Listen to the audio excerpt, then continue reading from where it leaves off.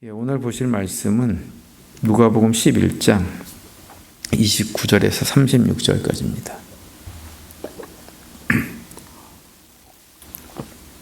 저랑 한 절씩 같이 교독을 하시겠습니다. 우리가 모였을 때 예수께서 말씀하시되 이 세대는 악한 세대라 표적을 구하되 요나의 표적밖에는 보일 표적이 없나니 요나가 니느웨 사람들에게 표적이 된 것 같이 인자도 이 세대에 그러하리라.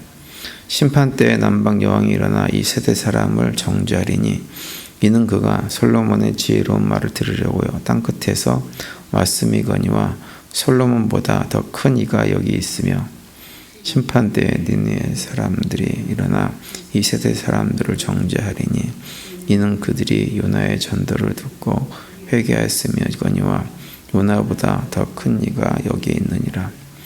누구든지 등불을 켜서 움속에나 말 아래 두지 아니하고 등경 위에 두나니 이는 들어가는 자로 그 빛을 보게 하려 함이라.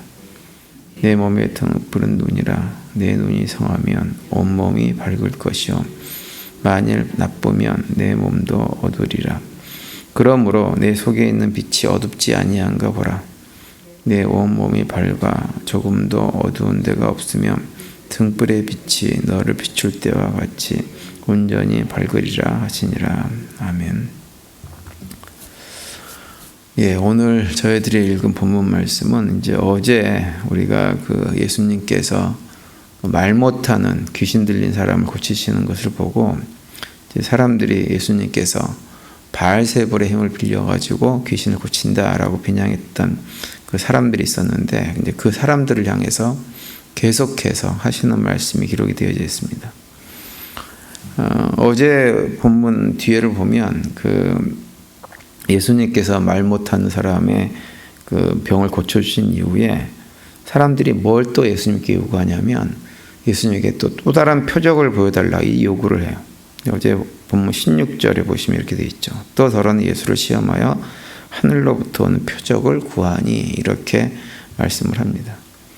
예수님께서 말 못하게 하는 귀신을 내어 쫓는 표징을 보여주셨음에도 불구하고 또 여전히 또 다른 표징을 또 보여달라고 하는 거예요. 이건 뭘 얘기하냐면 어떤 표징, 눈에 보이는 증거를 갖다가 쫓아다니는 분들은 그 눈에 보이는 증거가 보여도 사실은 그것으로 결코 만족할 수 없다고 하는 거예요. 우리 주변에 보면 이제 그런 분들이 좀 덜어 계세요. 예수를 믿는다고 하면서도 이런저런 표징들을 쫓아다니신 분들이 의외로 많이 있습니다. 여기서 무슨 기적이 일어났다, 저기서 기적이 일어났다, 놀라운 일이 벌어졌다 그러면 그거 구경하러 가시는 분들이 상당히 많이 있습니다.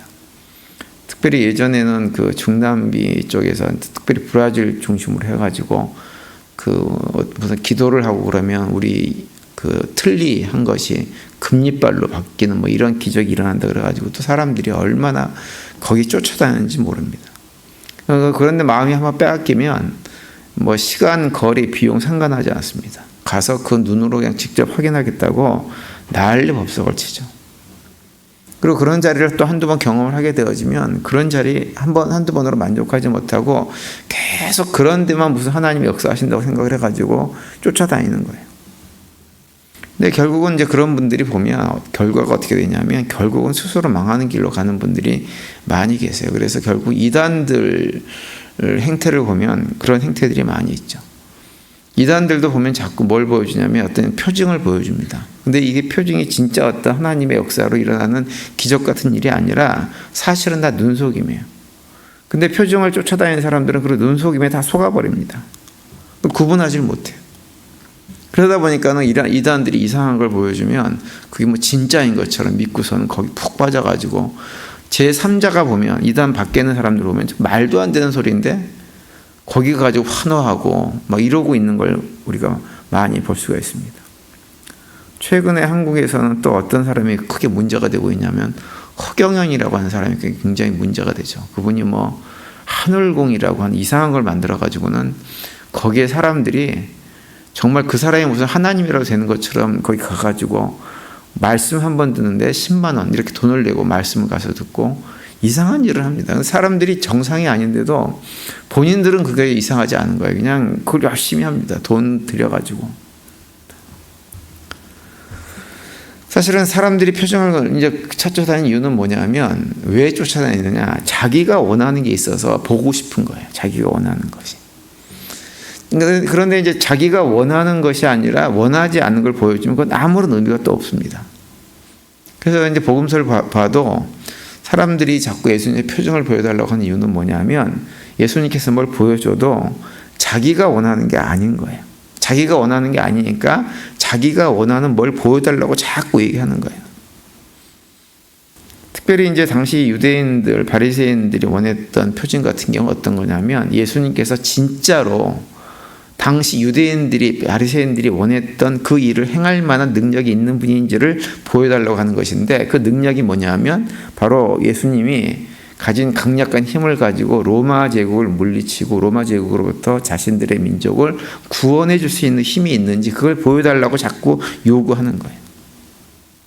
근데 사실은 바리새인 같은 사람들만 그런 것이 아니고 일반 유대인들, 특별히 예수님의 제자들도 그 마찬가지였습니다. 그래서 제자들은 오히려 예수님께서 이런저런 이적을 행하는 것을 다른 사람들에 비해서 많이 봤죠. 그러다 보니까는 그런 때 예수님께서 행한 이적을 보면서 어떤 생각을 했냐면, 이분이야말로 우리를 로마 제국의 압제로부터 구원해 줄 바로 구약에 예언된 그 메시아가 맞나 보다, 이런 생각을 했고, 그래서 결국은 예수님을 따라다닌 궁극적인 목적이 뭐였냐면, 나중에 예수님께서 그렇게 로마 제국을 다 멸망시키고 이스라엘의 진정한 왕으로 등극하실 때 우리가 그 밑에서 한 자리 해먹고 잘 먹고 잘 사는 거, 이걸 생각하고서 예수님을 쫓아다녔습니다. 제자들만 그런 것이 아니라 예수님의 소문을 듣고 따라다녔던 많은 사람들도 마찬가지였어요. 그래서 그런 사람들이 결국 예수님께서 나중에 예루살렘 성으로 입성하실 때 호산나 찬송하며 막 노래하고, 다윗의 이름으로 오시는 여 그러면서 막 노래하고 막 그랬던 이유가 뭐냐면, 다 그 사람들이 예수님께서 나중에 왕이 되신 이후에 로마 제국을 멸망시키고 뭐 자기들 구원하고 이것만 생각을 했던 거예요. 이제 그랬기 때문에 나중에 이제 그랬던 사람들이 어떻게 바뀌냐면, 예수님께서 당시 종교 지도자들에 의해서 잡혀가지고 빌라도 법정에 서가지고 가시멜로건을 쓰고 피범벅이 돼가지고 채찍에 맞아서 몸이 엉망진창이 되어지 이런 모습을 보자 갑자기 돌변한 거죠. 왜냐하면 그 모습은 자신들이 기대했던 메시아의 모습과 전혀 다른 모습이기 때문에 이 사람은 아니구나, 그러니 차라리 죽이자 라고 하면서 예수님을 죽이자고 고함을 치곤 난리를 쳤던 거예요. 그 모습을 용납하지 못하는 거죠. 자신들이 기대했던 건 그것이 아니에요. 빌라도가 붙잡아도 빌라도를 딱 물리쳐버리고 그게 덕에 당당히 서가지고 위풍당당한 모습을 보여야 되는데 전혀 그런 모습이 아니었거든요. 그러니까 그것은 예수님의 그런 모습은 자신들이 원했던 징표가 아니었습니다. 그러니까 사람들은 끊임없이 자기가 원하는 징표만을 구합니다. 그래서 예수님께서 어떤 징표를 보여줘도 그 징표들이 아무런 소용이 없는 거예요. 그래서 예수님께서 하시는 말씀이 29절에 뭐라고 말씀하시냐면, 무리가 모였을 때 예수께서 말씀하시되 이 세대는 악한 세대라, 표적을 구하되 요나의 표적밖에는 보일 표적이 없나니, 이렇게 말씀하고 있어요. 너희들이 나한테 표적을 구하지만 내가 너희들에게 보여줄 표적은 이제 한 가지뿐이 없다. 요나의 표적뿐이 없다. 이렇게 말씀을 하시는 거예요. 여기서 말하는 요나의 표적이라고 하는 것은 요나가 물고기 뱃속에 들어갔다가 3일 만에 다시 살아나온 것처럼 예수님께서 십자가의 고난을 통해서 죽으시고 무덤에 묻혔다가 3일 만에 부활하는 사건은 미리 예언하고 계시는 거예요. 예수님께서 보여줄 표적은 그거 외에는 너희들에게 아무것도 없다라고 말씀하고 있는 거예요. 우리 잘 아는 대로 요나의 표적, 예수님께서 십자가에서 죽으시고 부활하신 사건은 우리 모두를 참된 구원의 제로 인도하기 위해서 예수님께서 행하신 유일한 것입니다. 그러니까 예수님께서 너희들에게 보여줄 건 그것뿐이 없다고 하는 거예요. 내가 너희들이 뭘 보고 싶다고 한다면 그걸 통해 가지고 내가 너희들을 구원하기 위해서 이 땅에 온 참 구원자임을 확인하라고 하는 거죠. 그런데 사람들은 그런 것들을 통해서도 예수님을 알아보지 못합니다.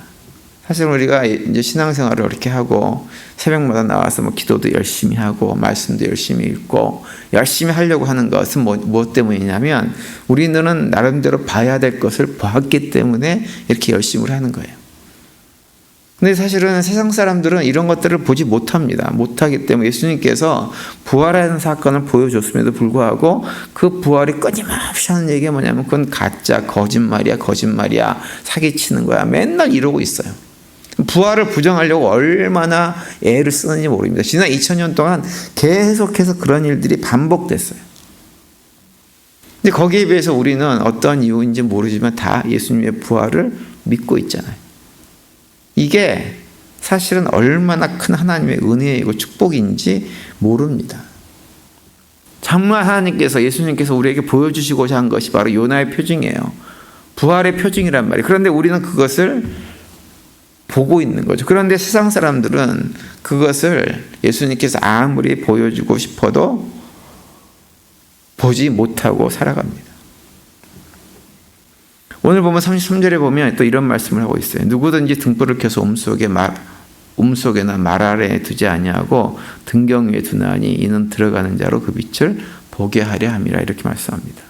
예수님께서 하신 말씀은 뭐냐면, 예수님께서 우리에게 보여주시고자 하는 요나의 표징이라고 하는 것, 십자가라고 하는 것은 마치 무엇과 똑같은 것이냐면 등경 위에 둔 등불 같다고 하는 거예요. 집안에 있는 등경, 그 등을 올려놓는 받침대 위에다가 높이 올려놓는 그 등불과 똑같다라고 하는 거죠. 그러니까 그 얘기는 뭐냐면 누구나 다 볼 수 있도록 만들어 놨다고 하는 거예요. 누구나 볼 수 있도록 만들어 놨는데 문제는 뭐냐면, 그렇게 만들어 놨지만 그렇다고 해서 누구나 볼 수 있냐면 볼 수 없는 것이 또 십자가이기도 합니다. 그 십자가는 누구만 볼 수 있느냐? 하나님께서 보여주시고자 하는 것을 보려고 한 마음이 준비된 사람들에게만 보여주고 있는 거예요. 그것이 볼 수 있습니다. 그런 사람들만이. 그런데 하나님께서 보여주시고자 하는 것은 관심 없고 내가 보고 싶은 것만 보려고 하는 사람들에게는 결코 십자가라고 하는 등불이 보이지 않게 되어지는 거예요. 그러면서 하시는 얘기가 뭐냐면, 그 십자가를 바라볼 수 있는 눈, 밝은 눈을 가진 사람들은 그들의 삶도 온전히 밝아질 것이다, 이렇게 말씀하세요. 34절이 그 얘기입니다. 내 몸의 등불은 눈이라. 내 눈이 성하면 온 몸이 밝을 것이요 만일 나쁘면 내 몸도 어두우리라, 이렇게 말씀하세요. 여기서 몸이라고 하는 것은 뭐냐면 소마라고 하는 단어예요. 여기서 몸이라고 번역되어 있죠. 육체를 말하는 것이 아니라 우리의 인생을 말하는 거예요. 우리의 인생이 이 땅을 살아가면서 등경에 올려져 있는 십자가, 등불과 같은 십자가를 바라볼 수 있게 있는 밝은 눈을 가지고 있으면 우리의 삶도, 우리의 인생도 밝은 인생을 살아갈 수 있게 된다고 하는 거예요. 그런데 대부분 사람들은 그 등불을 받지 못합니다. 똑같은 현상을 보고서도, 똑같은 말을 들으면서도 사람들은 항상 어떻게 반응하냐면 자기가 보고 싶은 것만 보고 듣고 싶은 것만 들어요. 우리가 사람과의 관계에서도 마찬가지입니다. 사람과의 관계에서도 내가 어떤 말을 하셨을 때 내가 한 그 말을 상대방이 누군가가 제대로 듣냐 하면 듣지 않는 경우가 훨씬 더 많이 있어요. 다른 사람이 거꾸로 다른 사람이 무슨 말을 했을 때 내가 그 사람의 말을 제대로 듣느냐 하면 듣지 못하는 경우가 훨씬 더 많아요. 어떻게 듣냐 하면 내가 듣고 싶은 것만 듣습니다.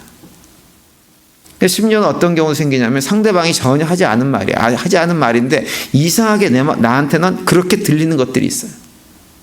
그래서 그 사람 그렇게 얘기했다고 저기저기 다니면서 막 얘기하면서 나한테 말을 그렇게 함부로 했다고 막 얘기를 해요. 정작 한 사람은 하지도 않았는데. 그런 경우가 정말 많습니다. 이제 그러다 보니까 사람들이 다 그런 태도를 취하고 살다 보니까 어떤 문제가 생기냐면 상대방을 꼭 나처럼 생각을 합니다. 내가 생각하는 것처럼 상대방도 생각한다고 생각하고 내가 살아가는 방식대로 상대방도 그렇게 살아간다고 생각을 해요. 그래서 내 방식대로 상대방을 다 판단하고 평가하려고 해요. 그것이 우리가 살아가면서 공동체 안에서 생겨지는 많은 문제 가운데 하나예요. 왜 그러느냐? 정말 봐야 될 것을 보지 않고 보려고 하지 않고 들어야 될 것을 들어지 않고 철저하게 나 중심으로 바라보고 듣기 때문에 그러한 일들이 벌어지는 것입니다. 그런 사람들에 대해 35절에 이렇게 말씀하세요. 그러므로 내 속에 있는 빛이 어둡지 아니한가 보라, 이렇게 말씀합니다. 내 속에 있는 빛이 어둡지 아니한가. 이 말은 어떤 의미냐면 너도 혹시 너희들이 보고 싶은 것만 보고 듣고 싶은 것만 듣고 있지 않은지, 그래서 정말로 하나님께서 보여주시고자 하는 그 빛을 보지 못하는 어두움 가운데 살아가고 있지 않은지를 돌아보라, 보라고 하는 거예요. 그걸 돌아보고 하나님께서 보여주시고자 하는 것을 바라볼 때 우리의 삶이 복되어지고 우리의 인생이 밝은 빛 가운데로 걸어갈 수 있다라고 말씀을 하고 있는 것입니다. 저는 사랑하는 우리 교회 성도님들이 하나님께서 보여주시고자 하는 그것을 볼 수 있는 영안을 갖게 되기를 간절히 바랍니다. 하나님께서 들려주시고자 하는 그 음성을 들을 수 있는 귀를 갖게 되는 우리 모두가 될 수 있게 되기를 간절히 바랍니다. 그래서 늘 하나님께서 우리에게 비춰주신 빛을 따라서 걸어가고 하나님의 음성을 들으면서 인도함을 받는 복된 삶을 살아가는 우리 모두가 될 수 있게 되기를 간절히 바랍니다. 그래서 어두운 길을 걸어가다가 망하는 삶이 아닌 빛 가운데 걸어가다가 정말로 복된 삶을 살아가는 우리 모두가 되시기를 바랍니다. 오늘 하루도 그런 고백 가운데 더 승리하시고 그 가운데 주님께 주신 평강을 누리는 복된 하루가 되시기를 간절히 축원을 드립니다.